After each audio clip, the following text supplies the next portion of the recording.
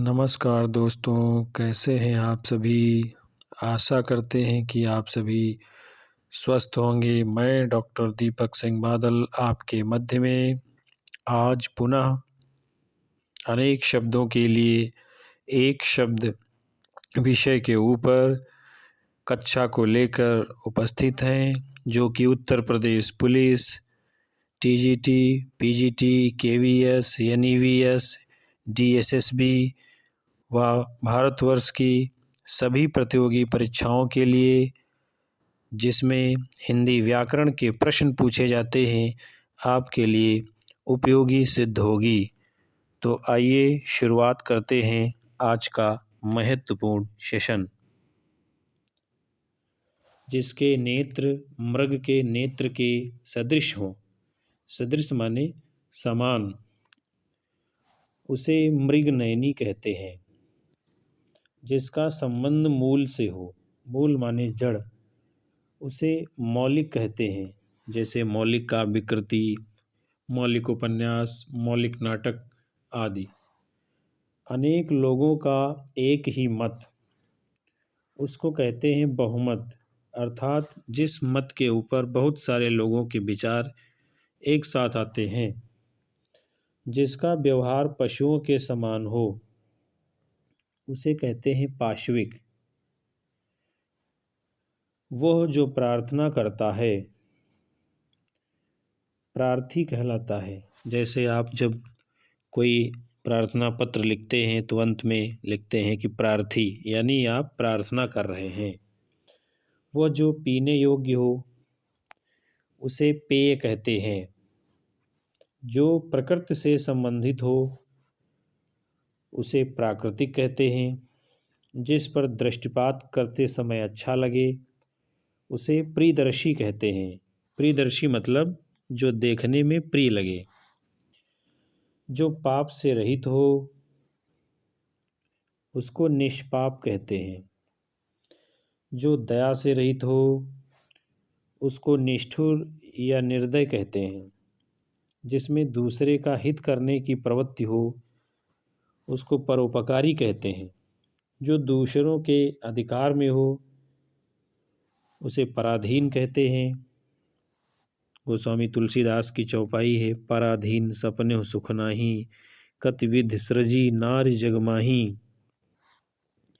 इस लोक से संबंधित उसको इहलौकिक कहते हैं।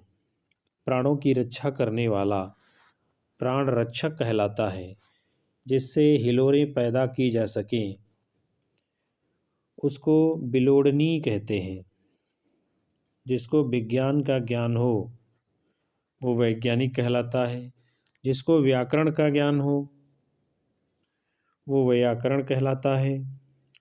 ऐसे लेख एवं कहानियाँ जो हास्य रस से परिपूर्ण हो, उसे प्रहसन कहते हैं।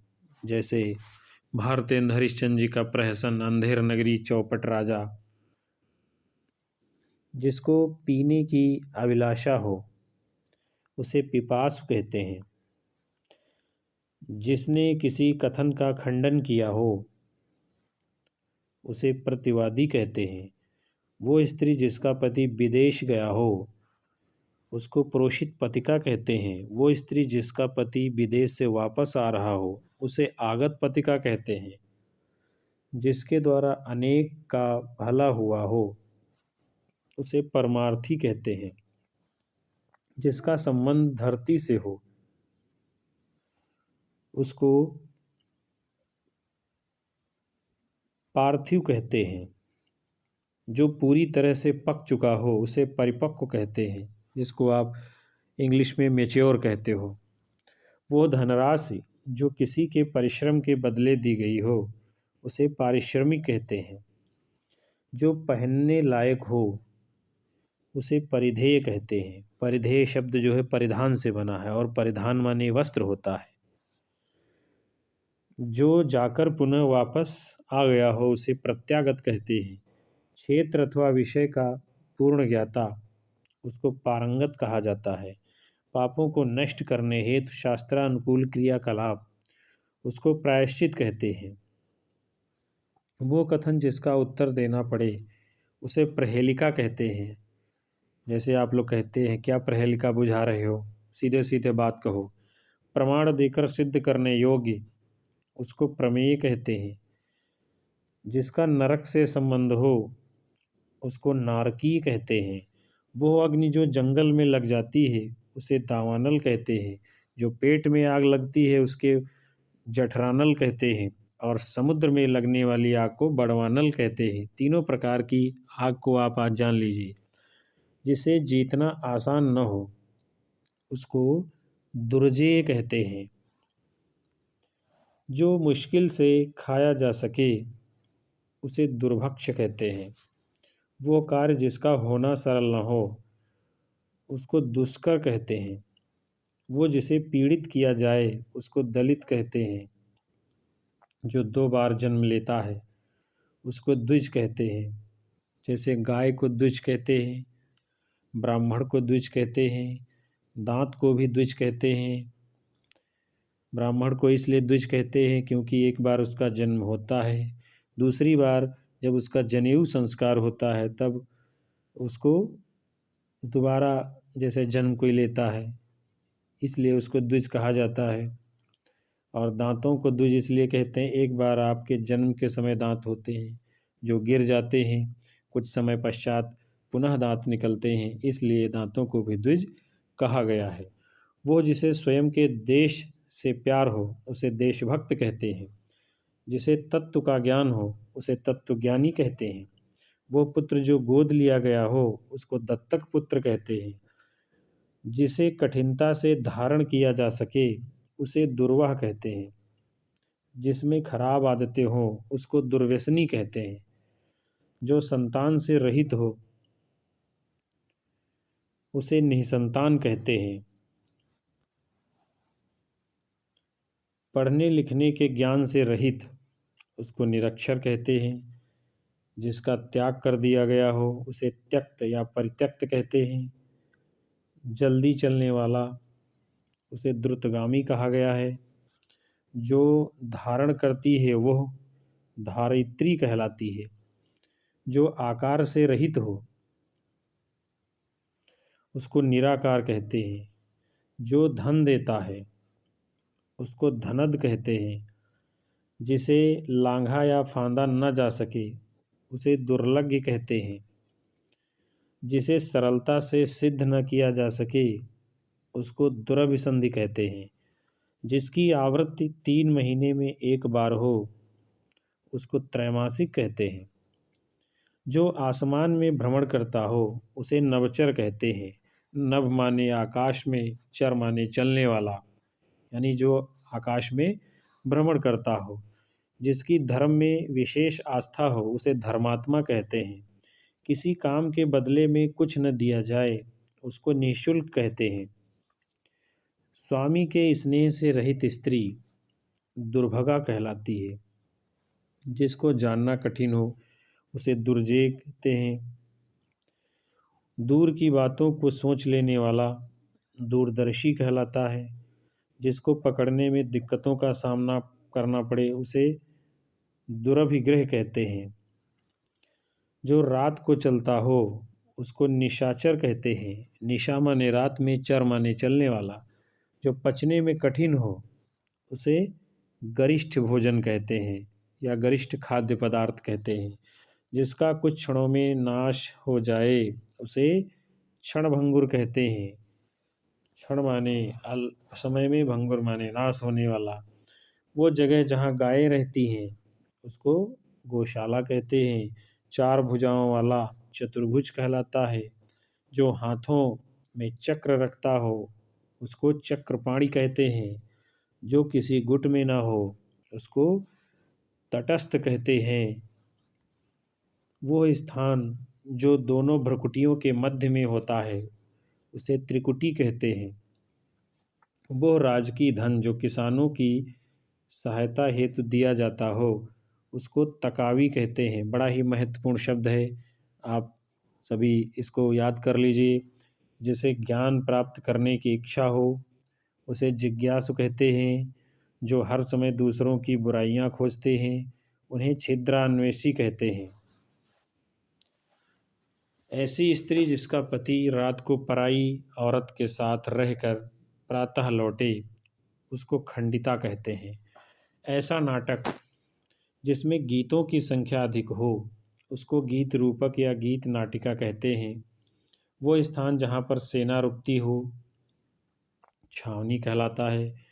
जिसे पार होने की अभिलाषा हो, उसे तितीर्ष कहते हैं। ये भी बहुत ही महत्वपूर्ण शब्द है। वो व्यक्ति जो माल को चोरी से एक स्थान से दूसरे स्थान को लो जाता है, वो स्थान जो माल को चोरी के साथ एक से दूसरे स्थान को ले जाता है, उसे तस्कर कहते हैं। नेत्रों से संबंधित चाक्षुष कहलाता है। चार पैरों वाला चतुष्पद कहलाता है। जिसे कहा गया हो, उसे कथित कहते हैं।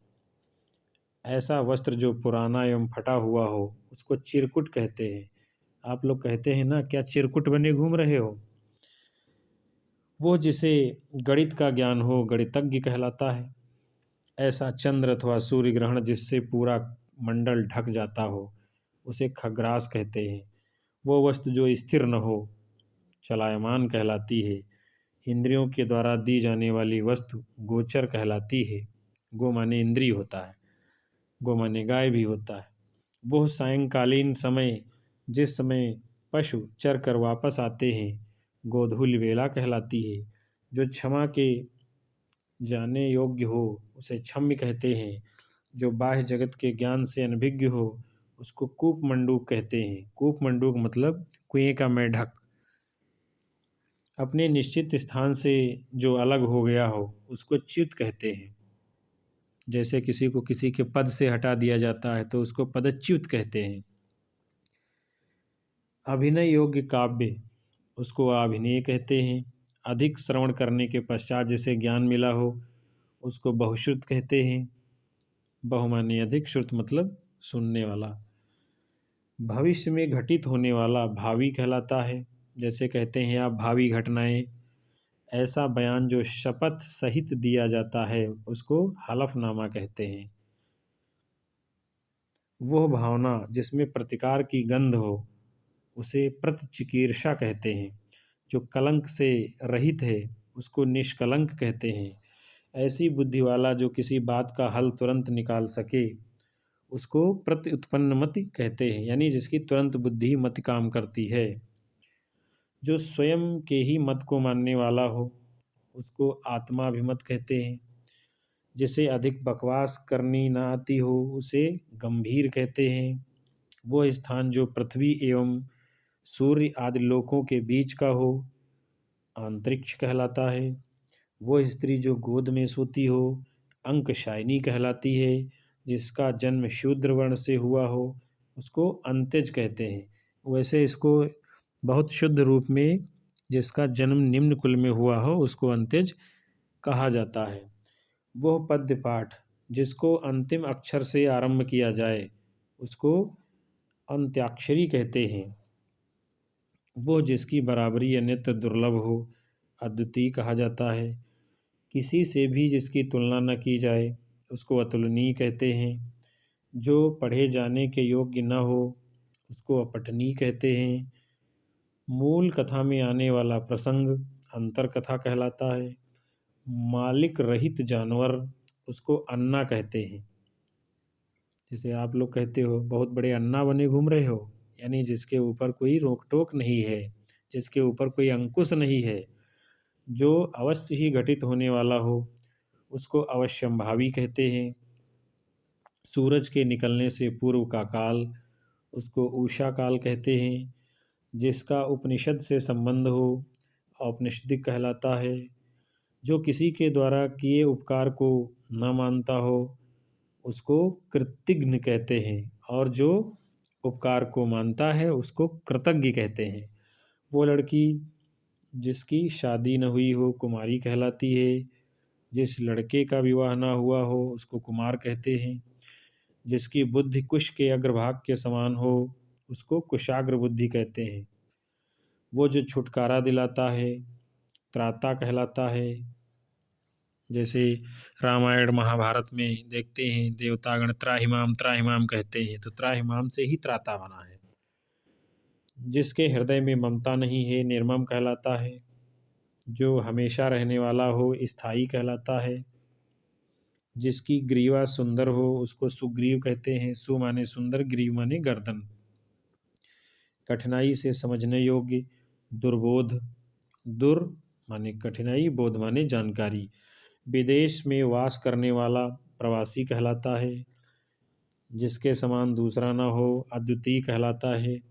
जिसका कोई अर्थ न हो निरर्थक कहलाता है। जो लिखना पढ़ना जानता हो उसको साक्षर कहते हैं, अर्थात सामान्य सहित अक्षर माने अक्षर, यानी अक्षर ज्ञान जिसको केवल होता है। जो उपकार मानता हो कृतज्ञ कहलाता है। जिसको जीता ना जा सके अजेय कहा जाता है। अच्छे कुल में जन्म लेने वाला कुलीन कहलाता है। जो भू को धारण करे उसको भूधर कहते हैं। जब स्वयं कोई भू को धारण करता है तो उसको स्वयंभू कहते हैं। जो मृत्यु को जीत ले मृत्युंजय कहलाता है। जिसके पास कुछ न हो उसको अकिंचन कहते हैं। जो पढ़ना लिखना न जानता हो निरक्षर कहते हैं उसे। जो मांस न खाता हो उसको शाकाहारी कहते हैं। तो साथियों, आज की कक्षा अनेक शब्दों के लिए एक शब्द विषय के ऊपर यहीं पर विराम लेती है। यदि आपको सेशन पसंद आया हो तो कृपया लाइक करें, शेयर करें, कमेंट करें। और यदि आप हमारे चैनल के ऊपर नए हैं तो तुरंत चैनल को सब्सक्राइब कर बेल आइकन दबा दें, ताकि आने वाली अगली कक्षा आपको तुरंत प्राप्त हो सके। और अपनी राय कमेंट बॉक्स में अवश्य दर्ज करें, ताकि हम आने वाली अगली कक्षा में अधिकतम सुधार कर सकें। तब तक के लिए नमस्कार, धन्यवाद, जय हिंद, वंदे मातरम।